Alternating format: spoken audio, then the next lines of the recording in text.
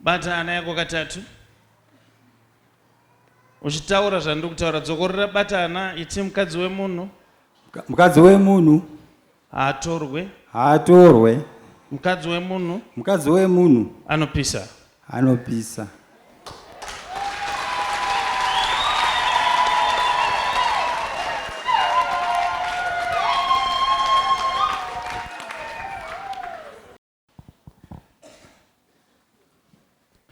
Saka baba, sezvo makasiya maporonga kuSouth uku, chii chamurikuda kuti Mwari akuitirei? Nokuti mukadzokera kuSouth munonouraiwa. Ndanga ndichikumbira kuti munhu ari kugara pamba pangu dai akwanisa kuchiendawo anotsvaga pake paanogara, ini ndoda kuti ndichiendawo pamba pangu.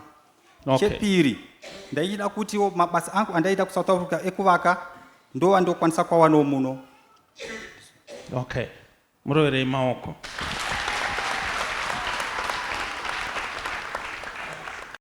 Ko munhu wacho ari kugara pamba ari kutadza nei kubva? Makamutabvere?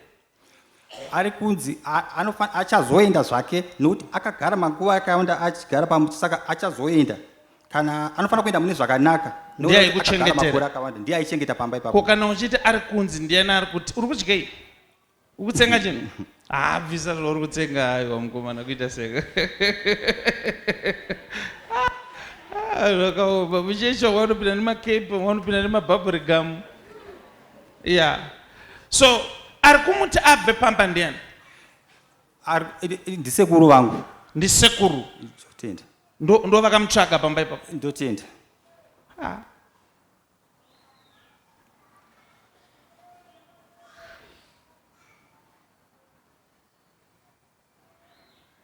Ndiri kunzwa kuda kutomoka boys rangu.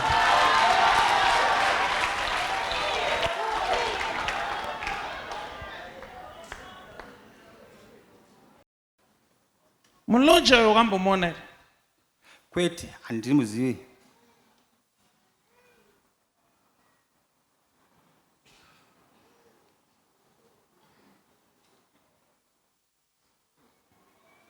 Imba yako yacho unoiziva here?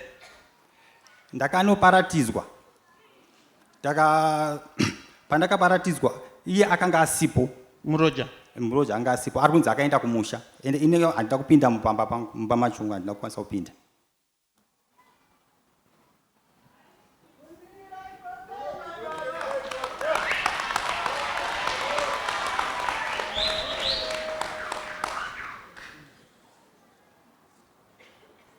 Pawaitenga imba iyi ndiani wakapa mari? Sekuru wangu, hanzvadzi yamai vangu. Vakakupa risiti here? Kwete, vakangotaridza mapictures emba yangu.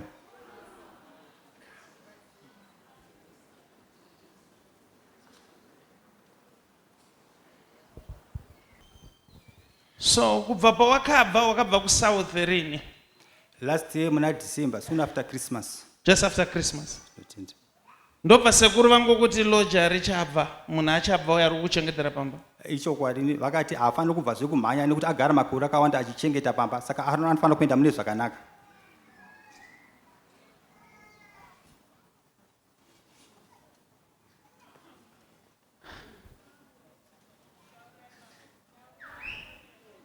Zviri pachena kaiti. Vanhu vari kunze, kana paine vakanditarisa chero vari kunditeerera, zviri nani kuti kana makutenga maproperties akakosha muite kuyamenga muzobhadhara maproperty enyu. You will thank me later. Sekuru vako havana vakadi kupiwa marisiti, right? Marisiti havana kutipa, vakangondiratidza mapicture. Yeah, but chokwadi ndechekuti hakuna imba yakatengwa pamunini. Mazvinzwa? Ndapererwa ipapo. Ndapererwa.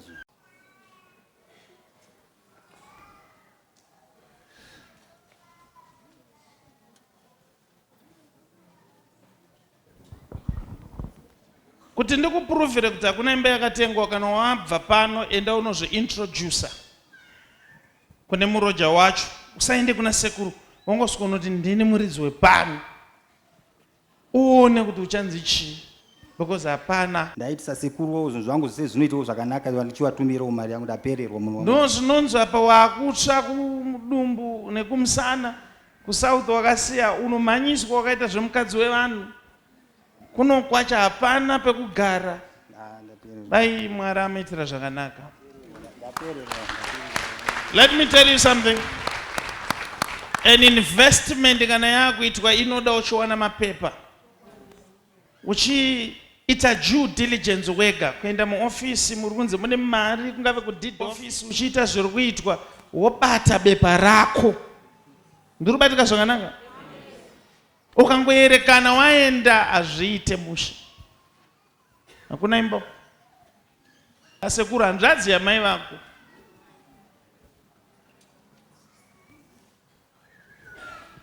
Kana paina ari panapa akamborasikirwa neproperty yake ngaasimudze maoko ndinamate naye. Kana ane mari dzaangavharwa, mari dzako dzese ngadzibude. Zvese zvawakashaya ngazvidzoke nezita raJesu. Amen.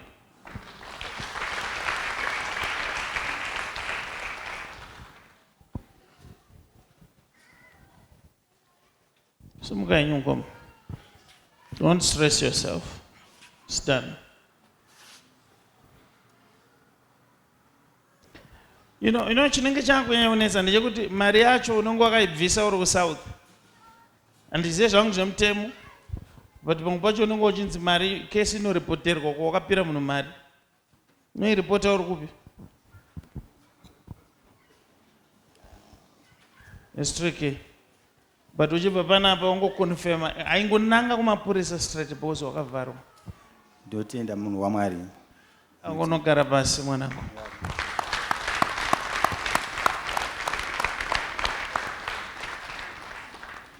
Asiko zvinezvi tanamata kuna Mwari sekurava ngavadzore mari yemunhu nezita raJesu.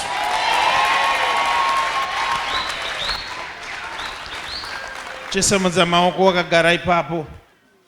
As I speak in the mighty name of Jesus, I speak right now.